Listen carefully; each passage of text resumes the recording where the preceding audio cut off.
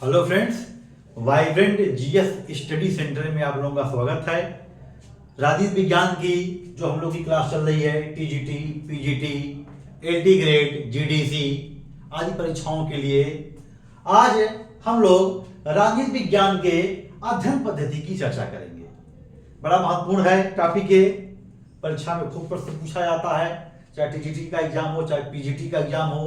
आप प्रश्न पत्र उठा के देखिए। हम राजनीति विज्ञान के अध्ययन पद्धति की आज चर्चा करेंगे। देखिए, जहां तक राजनीति विज्ञान के अध्ययन पद्धति की बात है तो 10 अध्ययन पद्धतियां हैं।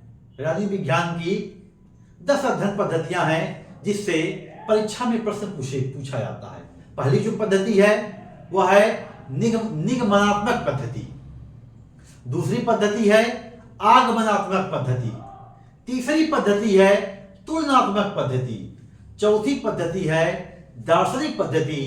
पांचवी पद्धति है ऐतिहासिक पद्धति।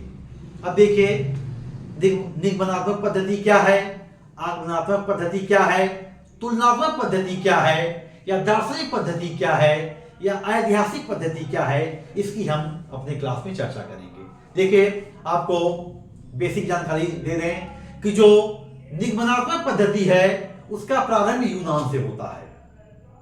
राजनीति विज्ञान की यह एक ऐसी पद्धति है जिसका प्रारंभ यूनान से होता है और इसका प्रारंभ कौन करता है? इसका प्रारंभ प्लेटो के द्वारा होता है। आगमनात्मक पद्धति की जहां तक बात है तो आगमनात्मक पद्धति का प्रारंभ भी यूनान में होता है, लेकिन इसका सबसे पहले प्रयोग अरस्तु के द्वारा किया जाता है। तुलनात्मक पद्धति की जहां तक बात है, तुलनात्मक पद्धति का सर्वप्रथम प्रयोग भी अरस्तु करता है और इसका भी प्रारंभ यूनान में होता है। दार्शनिक पद्धति यह भी प्लेटो और अरस्तु के द्वारा प्रारंभ किया जाता है। जहां तक ऐतिहासिक पद्धति की बात है तो ऐतिहासिक पद्धति यूनान में इसका प्रारंभ होता है अरस्तु के द्वारा। आधुनिक काल में मैकियावेली और मॉन्टेस्क्यू इसके श्रेष्ठ प्रवर्तक हैं। इसके बाद कानूनी पद्धति आती है। कानूनी पद्धति के श्रेष्ठ प्रवर्तक गार्नर हैं, वुडरो विल्सन हैं और मैकाइवर हैं। जीवशास्त्री पद्धति बड़ा महत्वपूर्ण है। देखिए, राजनीति विज्ञान का भी जनक अरस्तु को माना जाता है, जीव विज्ञान का भी जनक अरस्तु को माना जाता है। तो जीवशास्त्री पद्धति का सबसे पहले प्रयोग अरस्तु ने किया। बाद में हर्बर्ट स्पेंसर इस पद्धति से जुड़े और हर्बर्ट स्पेंसर जीवशास्त्री पद्धति के श्रेष्ठ प्रवर्तक हैं, श्रेष्ठ व्याख्याता हैं। इसके बाद एक अगली पद्धति है राजनीति विज्ञान की, वह है मनोवैज्ञानिक पद्धति। मनोवैज्ञानिक पद्धति के श्रेष्ठ प्रवर्तक या श्रेष्ठ व्याख्याता ग्राहम बलास हैं और प्राचीन काल में इस पद्धति को प्रयोग में लाया प्लेटो ने।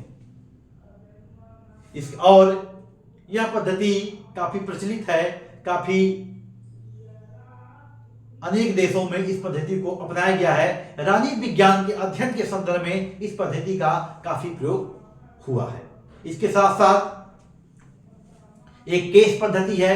केस पद्धति का बहुत प्रयोग अमेरिका में किया जाता है। और अंतिम जो राजनीति विज्ञान की पद्धति है वह है व्यवहारिक पद्धति। व्यवहारिक पद्धति का प्रयोग चार्ल्स मेरियम नामक एक राजनीति शास्त्री करता है और डेविस ईस्टन इसके श्रेष्ठ प्रवक्ता है। तो ये 10 राजनीति विज्ञान की पद्धतियां हैं। हम एक एक का अध्ययन करेंगे। एक एक से जो भी परीक्षा उपयोगी प्रश्न हैं उसके बारे में हम अध्ययन करेंगे, देखेंगे कि कहां कहां से परीक्षा उपयोगी प्रश्न बनता है।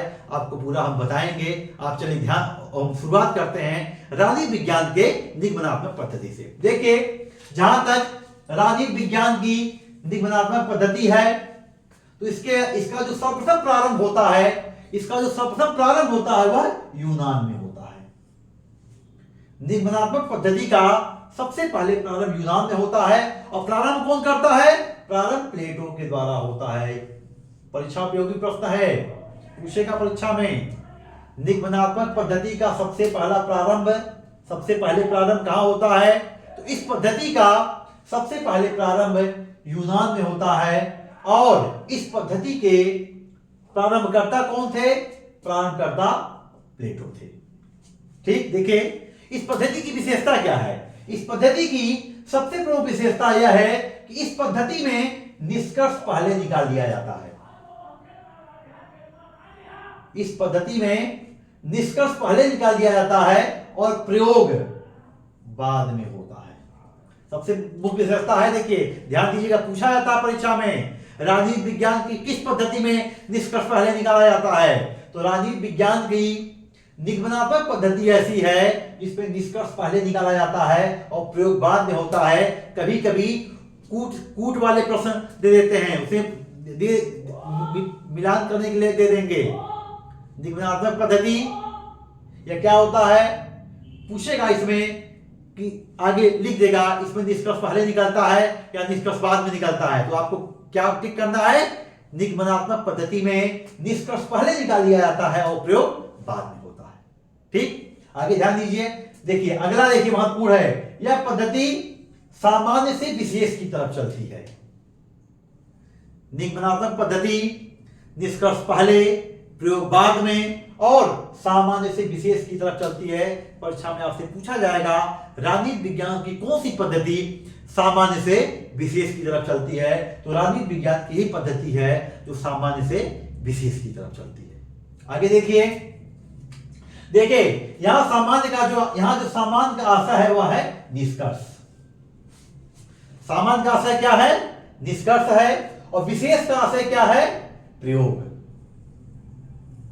ध्यान दीजिएगा, सामान्य का आशय निष्कर्ष है, विशेष का आशय प्रयोग है। उदाहरण के तौर पे देखिए, प्लेटो के द्वारा कहा गया है कि दार्शनिक राजा का शासन ही श्रेष्ठ शासन है। निष्कर्ष पहले निकाल दिया गया है।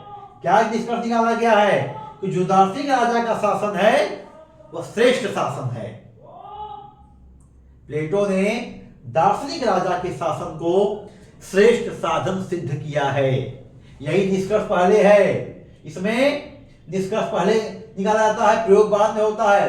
प्लेटो कहेगा दार्शनिक राजा का शासन श्रेष्ठ शासन है, इसलिए पहले उसको बना दिया जाए, बाद में जो काम करेगा उसको देखा जाएगा, उसका निष्कर्ष, उसका प्रयोग बाद में होगा। तो ये देखिए निष्कर्ष के रूप में क्या है, दार्शनिक राजा है, दार्शनिक राजा का शासन श्रेष्ठ शासन है। यही निगमनात्मक पद्धति का मुख्य आधार है, प्लेटो के प्रयोग का यही मुख्य आधार है। ठीक, आगे देखिए इसका लाभ क्या है। देखिए निगमनात्मक पद्धति का लाभ यह है कि यह आदर्श समाज के निर्माण पर बल देता है। इसका दोष क्या है, दोष पूर्णतः काल्पनिक है, इसे सर्वमान्य नहीं माना जा सकता है।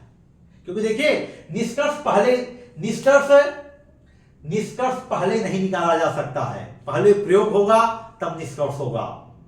जो वैज्ञानिक पद्धति है आगे आपको पढ़ाएंगे, इसी का एक आगमनात्मक पद्धति है, उसमें प्रयोग पहले होगा, निष्कर्ष बाद में निकाला जाएगा। जो अरस्तु होगा 158 देशों के संविधान का अध्ययन करेगा तब अपना निष्कर्ष निकालेगा। लेकिन इसमें तो पहले ही निष्कर्ष निकाल दिया गया है कि जो दार्शनिक पद्धति है, जो आदर्श है, जो दार्शनिक राजा है वही श्रेष्ठ शासक है।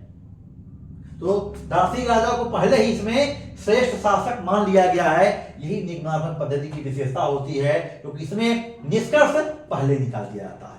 तो जो परीक्षा उपयोगी प्रश्न इससे बनते हैं निगमनात्मक पद्धति से, हम आपकी उसकी चर्चा कर दी है। अब आगे देखिए, जो राजनीति विज्ञान की दूसरी पद्धति है, राजनीति विज्ञान की दूसरी पद्धति आगमनात्मक पद्धति है। इस पद्धति की मुख्य विशेषताएं क्या क्या है।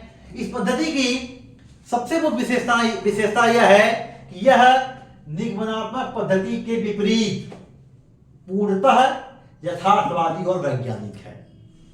जो निगमनात्मक पद्धति थी वो पूर्णतः काल्पनिक थी। एक आदर्श राज्य की या आदर्श राजा की बात उसमें की गई है, जो कि कल्पना पे आधारित है, व्यवहारिक पटल पे वो संभव नहीं है। लेकिन जो आगमनात्मक पद्धति है वो पूर्ण रूप से व्यवहारिक है और यथार्थवादी है। परीक्षा में पूछा जाता है कि राजनीति विज्ञान की कौन सी पद्धति पूर्णतः वैज्ञानिक है, उत्तर बताइएगा राजनीति विज्ञान की जो आगमनात्मक पद्धति है पूर्णतः वैज्ञानिक है और यह पद्धति यथार्थवादी है। अब देखिए इसकी क्या क्या विशेषता है, तुलना करिए निगमनात्मक और आगमनात्मक में। यह पद्धति में इसमें कार्य कारणवाद का प्रयोग होता है। ध्यान दीजिएगा, इस पद्धति में कार्य कारणवाद का प्रयोग होता है। निगमनात्मक पद्धति में कार्य कारणवाद का प्रयोग नहीं होता है। अब क्यों होता है उसको भी ध्यान दीजिए, क्योंकि इस पद्धति में प्रयोग के बाद निष्कर्ष निकाले जाते हैं। पहले प्रयोग होगा फिर निष्कर्ष होगा, इसीलिए कहा जाता है कि इसमें कार्य कारणवाद का प्रयोग होता है। निगमनात्मक पद्धति में क्या था, पहले निष्कर्ष निकाल दिया जाता था और प्रयोग बाद में होता था, इसीलिए वह पूर्णतः काल्पनिक है, यह पूर्णतः क्या है, यथार्थवादी है। और इसका प्रयोग किसने किया है, इसका सर्वप्रथम प्रयोग यूनान में अरस्तु ने किया है। परीक्षा में पूछा जाता है कि आगमनात्मक पद्धति का सर्वप्रथम प्रयोग किसने किया, तो इस पद्धति का सर्वप्रथम प्रयोग अरस्तु ने किया है। और देखिए ध्यान दीजिएगा, यह जो पद्धति है विशेष से सामान्य की तरफ चलती है, यह पद्धति विशेष से सामान्य की तरफ चलती है, जबकि जो निगमनात्मक पद्धति थी वह सामान्य से विशेष की ओर चलती थी। देखिए ध्यान दीजिएगा, अंतर देखिए, निगमनात्मक पद्धति सामान्य से विशेष की तरफ चलती है, जबकि जो आगमनात्मक पद्धति है यह विशेष से सामान्य की तरफ चलती है। और आपको बताए हैं इसका सबसे पहले प्रयोग अरस्तु ने किया है। कैसे किया है, देखिए अरस्तु 158 नगर राज्य के संविधान का अध्ययन किया। कितने, परीक्षा में पूछा जाता है, अरस्तु 158 नगर राज्य के संविधान का अध्ययन किया। इसके बाद यह निष्कर्ष निकालता है कि कानून का शासन तथा मध्यम वर्ग के हाथ में शासन सत्ता का निवास ही सर्वोत्तम शासन प्रणाली है। जहां तक निगमनात्मक शासन की बात, निगमनात्मक पद्धति की बात है, उसमें कहा गया है कि दार्शनिक राजा का शासन सर्वश्रेष्ठ है, जबकि अरस्तु कहता है किस आधार पे, 158 नगर राज्य के संविधान के अध्ययन के आधार पे इसमें प्रयोग पहले होता है, निष्कर्ष बाद में निकाला जाता है। कहता है कि कानून का शासन, देखिए ध्यान दीजिएगा, निष्कर्ष ही निकालता है, कानून का शासन तथा मध्यम वर्ग के हाथ में शासन सत्ता का निवास ही सर्वोत्तम शासन प्रणाली है। तो कानून का शासन सर्वोत्तम शासन प्रणाली है, और जो शासन सत्ता रहनी चाहिए किसके हाथ में, मध्यम वर्ग के हाथ में रहनी चाहिए। कानून का शासन और शासन सत्ता मध्यम वर्ग के हाथ में रहे, यही सर्वोत्तम शासन प्रणाली है। तो इस आधार पे हम यही निष्कर्ष निकालते हैं कि जो अरस्तु की आगमनात्मक शासन पद्धति है यह सर्वमान्य है, और इसे हम यथार्थवादी या वैज्ञानिक पद्धति कह सकते हैं। इसका सबसे बड़ा लाभ यही है, यह तथ्यों पे आधारित है और यह यथार्थवादी है। ठीक, आगे की क्लास में हम तुलनात्मक शासन पद्धति की बात करेंगे, फिर दार्शनिक पद्धति की बात करेंगे, फिर ऐतिहासिक पद्धति की बात करेंगे। धन्यवाद।